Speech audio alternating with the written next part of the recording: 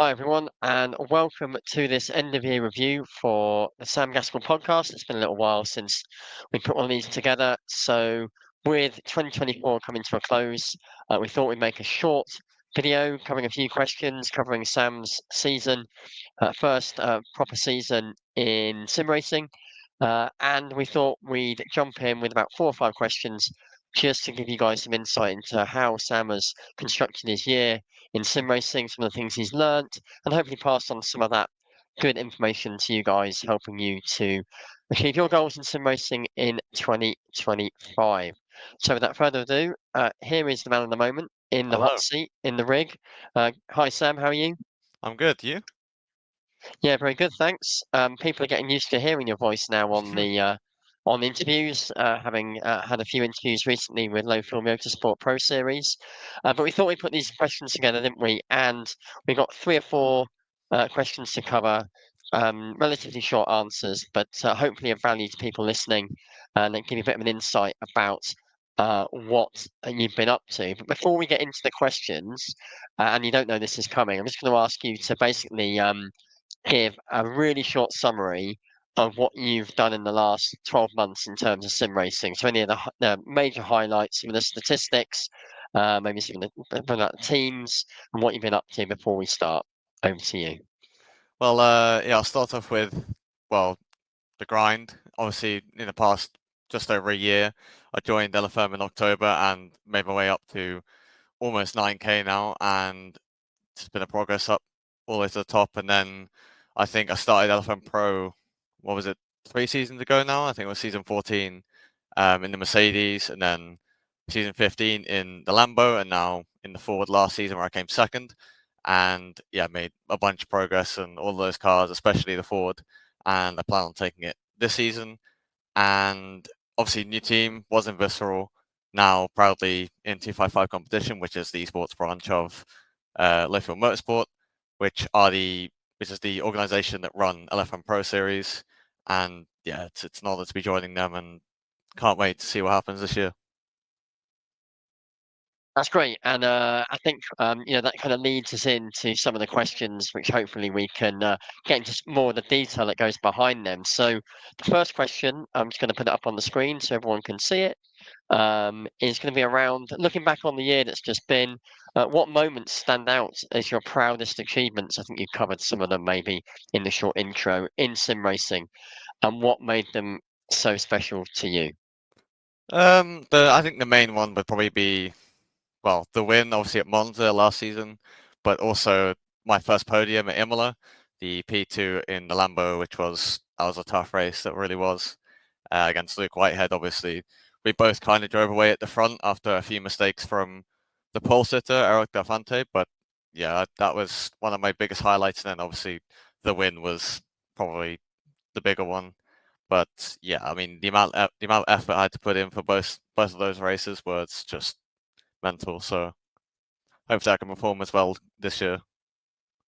Yeah, and in terms of some of the other events, obviously you had some strong performances in I think it was the VCO Infinity So yeah, sort of thing, which is kind of a from my perspective anyway, as a non-sim racer, a bit of a kind of 24-hour-thon of sim racing, lots of different events, lots of different cars, hmm different tracks, and I think you had a strong showing at Bathurst there.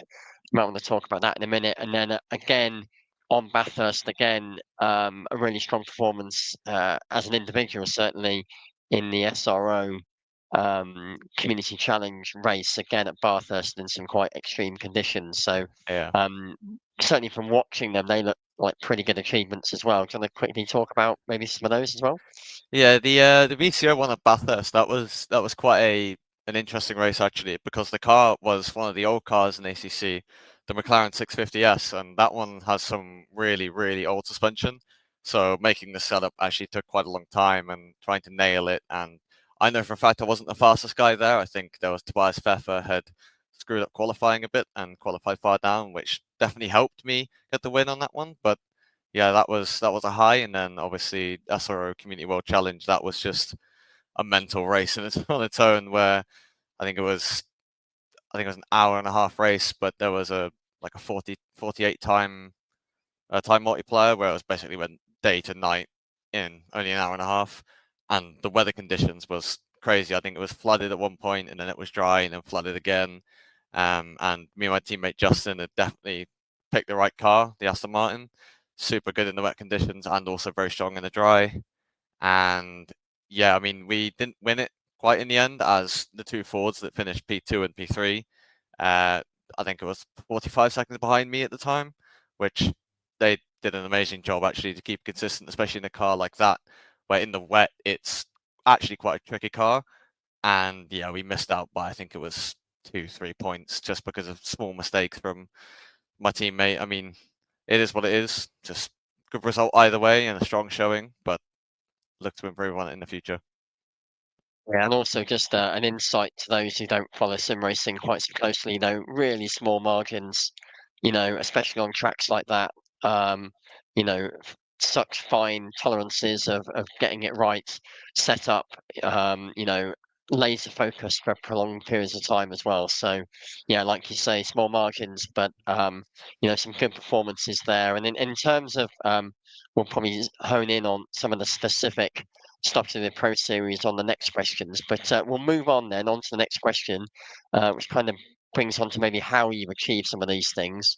So we'll swap over to the next question, which is what do you think contributed most to your success in 2024? And I put a few things there that you might want to touch upon, whether it be the way you practiced, because I know that's from my perspective kind of fly on the wall, kind of watching how you've done it and how you've structured things and how you've focused in on particular things. I think be really insightful without giving away too many trade secrets on how you've done that. Some things to do with mindset, and I'll give you a clue when we get there if because I've noticed something very particular in you that's shifted in the last year or so, just in a whole range of things. Obviously, stuff to do with joining the team and what being part of a team brings in terms of performance and a culture around how to operate, and maybe something else as well. So, yeah, take your pick on those topics and we can expand on them. I'd definitely say mindset is probably one of the biggest ones. I mean, the improvement on my mindset in the past, like I said, 12 months. I never used to put that much practice into it. And then recently, especially in the well, last season, especially with the Ford, where I was really going for it, especially after the first round, countless hours. Like I'm saying, maybe 9 hours a day grinding, grinding, grinding, especially from where I was. Like the improvement was insane. And I was getting praise from George and other drivers like that on my improvement. And that just gave me more and more confidence. And more confidence for me means better improvement, but also better results and better performance. And practice routines, yeah, like I said, just hours and hours on end. Not necessarily at the same time every day, but just all that time put into the practice always shows out in the result. And then, yeah, the team also having just mental support from Pran, who was my old team boss, used to give me a lot of praise and a lot of encouragement to keep pushing, and yeah, the results came out, and I'm happy for it. So in terms of some of those things, I just want to expand on some of them because I think that it's fascinating and it goes beyond sim racing, in terms of, first of all, from the mindset perspective. So there's a couple of questions I've got on that I think bring to life how you've achieved it. So first of all, we'll talk about it separately in a minute. Mindset within the races themselves, about dealing with setbacks or things that don't go well, or getting yourself in the right headspace ahead of a race or a race start or qualifying, being in the right mindset to deliver a lap when you need to deliver it, which I think is a big part of high performing sim racing is being able to do it on demand exactly when needed, as opposed to as part of a 90-minute grind where you might get one of the laps or two of the laps or a couple of laps near where it needs to be. It's can you do it when it matters? That's a massive the important skill that you've accrued over the last 12 months, and we'll talk about that in a minute. But I want to talk about the mindset around setting up the car and driving the car. Um, and I think there's something you said to me once over the dinner table, which was, you know, there's an optimal setup for the car, and then you've got to drive it, as opposed to creating a setup that fits the driver, and that whole difference of, you know, the human gets added on to the machine as the thing that needs to then deliver the perfect lap, uh, as opposed to creating a setup that you can drive easily. There's kind of I know this, it's not as simple as that, but just talk to me a bit about that, because I know we've chatted about it before, and I think that's been a big part of you being able to be versatile in a number of vehicles and a number of cars. Yeah, there are definitely a few tracks where that stands out. I mean, Imola, for example, my best track. I tend to run pretty much, well, very similar setups on almost all the cars because I know for a fact that at least that's how I know I can bring the most out of a car at that track, which is basically just making it sail over all the sausage curbs and every single braking zone and acceleration zone is more than enough grip. And yes, optimizing the setup for the track and not for yourself can sometimes be quicker, especially like I said, at other tracks like Imola and those which have a lot of RNG and it's a lot of luck, especially when there are a lot of curbs that can be very difficult to be consistent on and all that type of stuff. But yeah, it's grinding the setup does take quite a long time, especially when you're learning the car. I mean, luckily for me, the Ford and a few of the other cars as well, Lambo, they're quite easy cars to learn. But Ferrari, Aston, those cars can be quite difficult to learn, especially at first. But now that I've joined a new team, 255, who are specialists in the Aston, and learning with Justin, who we're both teammates in Visceral, and now he's also on LFM and the 255 reserve driver, so it's going to be good to team up with him for this year. But yeah, it's going to be hard, but yeah, learning the setups is the best part in this game. It's probably the most fun in my opinion. You learn the most, and it probably takes the most grind to get it perfect. And yeah, But just for those who don't know, or maybe just starting out in sim racing, or maybe just got their LFM license, or me, for example, who's not yet getting my license, but keen to have a go. And you talk about learning the car or the grind. You've clearly gone on an insane grind from being able to get to where you have on elo points. There's clearly method in how you've done that. But rather than give, the whole story, what are the few things that you've done or you've learned from others that have helped you get there as consistently and as quickly as you have? Because many people have said that the progress you've made in the time you've done it is relatively remarkable. So clearly, yes, there's hours and there's a function of how much time you put into it, but clearly there's also a way that you've worked out how to make that as an efficient and as successful a process as possible. Is there anything you'd offer people just starting out on, learning cars, for example? How do you learn a car? You know, um, different tracks, different temperatures. How do you start to dabble with the setup? How does somebody who's just beginning or starting out or wanting to improve get at that bit in particular? I definitely say, I mean, when you're trying a new car, don't get too disheartened because you will be off pace at the start. Maybe you might not be, but most people are, and don't let that dishearten you because I mean, it could be your new best car when you drive it and actually get up to pace. And with the setups, I think the best chance for, especially when you're learning a new car, and even I do it, is use the Go setups or the Hymo setups. They have really good bases, and the esports setups as well, actually quite competitive, especially the Go ones. And yeah, I mean, grinding the cars and giving them time and improving in them can take time, but the the result you get out of it, and yeah, you feel so much better once you nail a car down, especially after spending a lot of time doing it.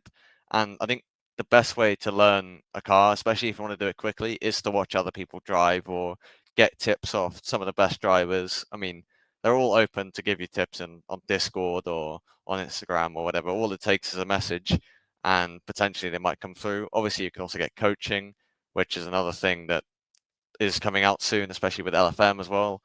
And yeah, it's just a cool process and a difficult one, but not one you should be scared of.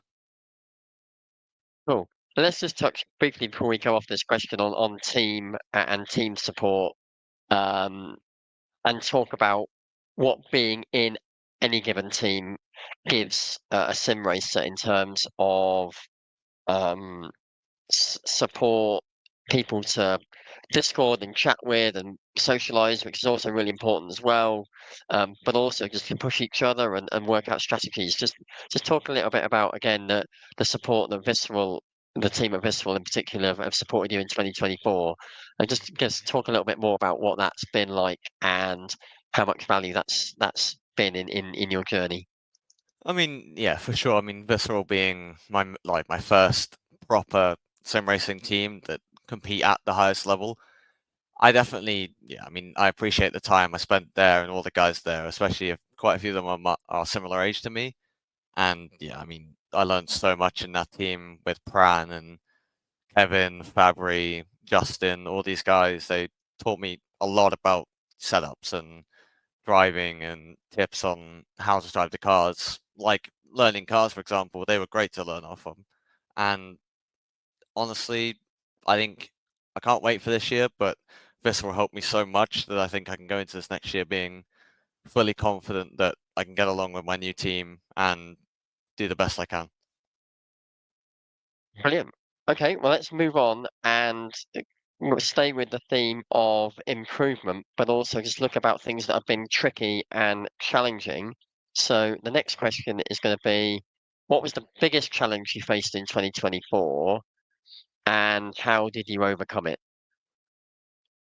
Um, I'd say that there's a few, there's not many, but I think there was one, and I think it was towards the start of the year where I was driving the Mercedes going into my first Pro Series season. Absolutely no clue where I'd start, like where I was going to be on the grid and all that. And Mercedes can be quite a difficult car to drive. And that first season was definitely a learning curve. And honestly, getting used to being in that level of competition was a very big step. But I'm glad I overcame it because, I mean, my confidence after that grew and grew and grew. And especially going into the season in a Ford, yeah, I performed, I think, the best I have in a year. So, Let's just go back to you talked about that first season in the LFM Pro Series, and I always remember you saying, "Oh, I don't know if I'm ready to compete in it yet," and you were always quite you didn't know where you would place and how it would be.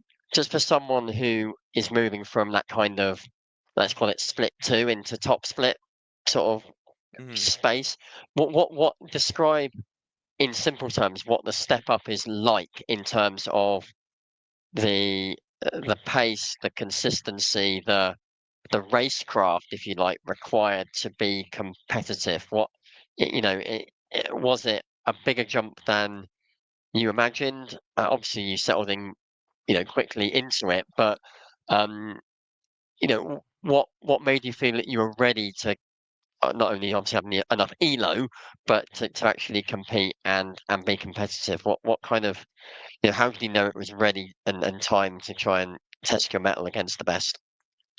I think, like in any of these things, as soon as you try it, the easier it gets, and all it takes is one step, and that is to try. And I qualified, like I said, I qualified not great in the first race at Red Bull Ring. I think I went 22nd. But then when I looked at the gaps in qualifying, I think it was only 2.5 tenths from 22nd to first, and that gave me a proper confidence boost, especially going to the next couple of rounds. And then after that, it was just grow and grow and grow, and then after that, I wasn't scared at facing faster and faster drivers, and that helped me improve as much as it has. And I think that's something everybody should take into account when trying new things, especially when you're improving so much and trying out new championships and stuff like that. Don't be scared of the opposition. Just go for it, and you might do better than everybody else. You might be the best driver there, you might not be, but all you can do is learn, and that's the best thing about it.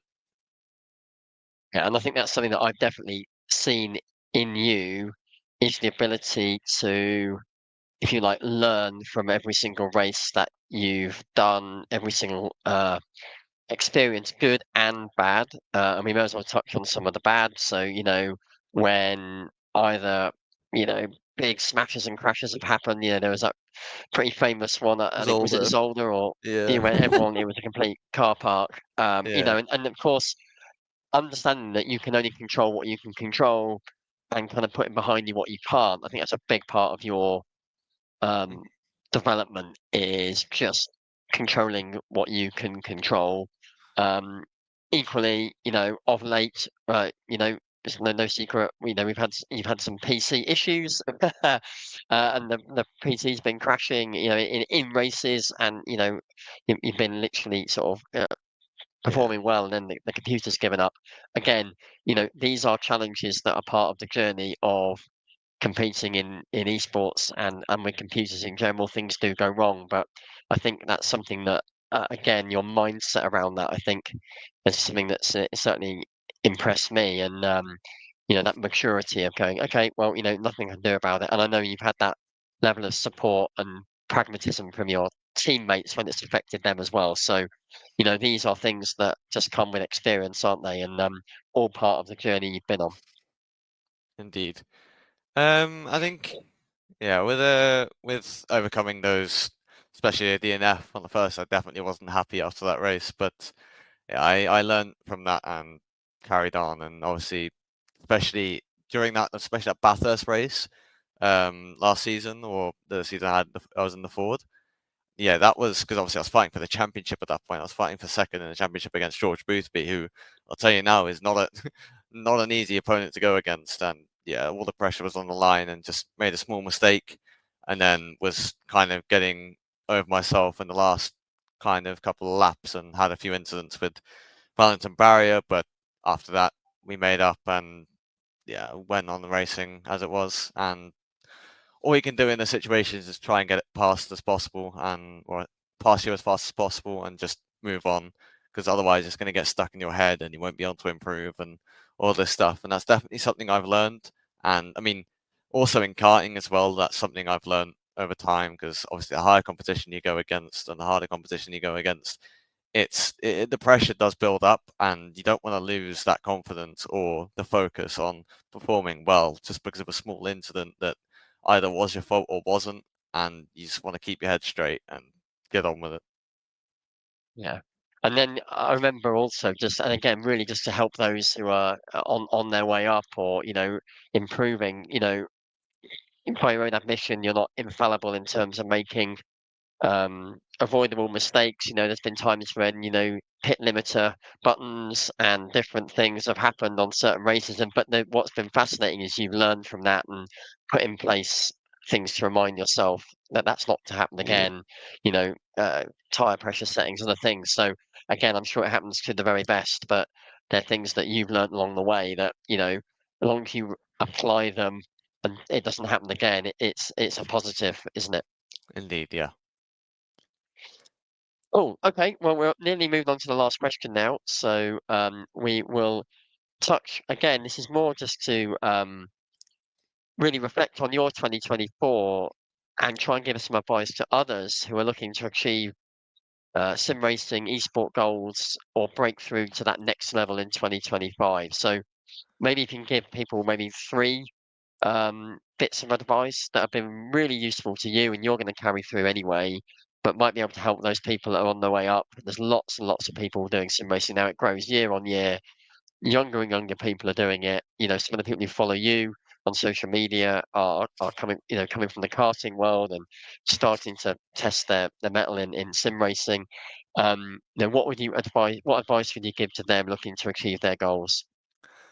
Well, the main thing I definitely say is don't be afraid to get coaching if you aren't confident on your ability at the moment. I mean, also just I mean, this will be a part of the same point, but also just spending time on your own, just hot lapping. Maybe, I don't know, it could be something fun like, I don't know, Ginetta or at Spa or something like that in AC1. That's a great way to learn. But yeah, don't be afraid to get coaching, because that coaching can actually help you the most. Obviously, that's different for other people, and obviously the price of it. But there are a lot of people that I can recommend: Luke Whitehead, Aidan Walsingham, and there are quite a few others that do coaching, like good coaching, and it isn't that expensive. And honestly, that's something I would highly recommend. Another one is just send it and do a community championship or something like that, and grow your confidence going against people online, especially when there's pressure on the line. And then yeah, grow that way, and then yeah.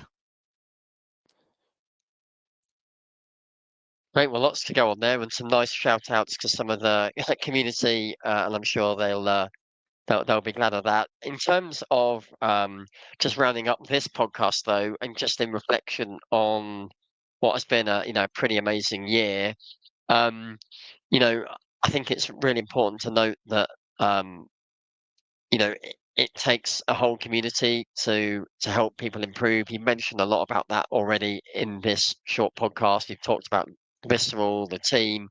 You've done shout outs to a whole load of other people, but I think one of our highlights, or my highlight of the year that I know we enjoyed, was going to Sim Expo Yeah, out in um, Dortmund in October, and that was cool because actually, what I see, if you like, as a parent of a sim racer, is a really vibrant community that spend all their time online together, often talking, meeting, but the meeting part of it in the flesh was enormous. And I think one thing that I think is also really cool for sim racers is actually to get together. That's one thing that I would say, and any opportunity you get to actually meet in real life and connect the dots. I know that was really important um, for you to meet some of the visceral team, and everyone made the sort of pilgrimage to Dortmund to do so. And also others, that other sort of senior names in the sim racing scene that were there as well. I think that gave you a boost as well to meet with them and feel part of the community, which again it really has helped you achieve your goals and keep you inspired throughout 2024. and compete against them as well, actually. Yeah, which Yeah, was obviously nice, and you got a yeah, handbrake. yeah. That was a highlight for sure. But yeah, I'm looking forward to it this year as well. Cool. Okay, well, listen, Sam, thanks so much for taking the time to talk to us. We're going to call it there. We'll be trying to do a whole load more of these, probably at a more regular basis throughout 2025. Um, you're hoping to have a stellar season again this year. Lots to look forward to. Some new big competitions coming up, like the International Endurance Series and others. I'm sure there'll be more along the year. So the future is definitely bright. Thanks again for sharing some of the insights.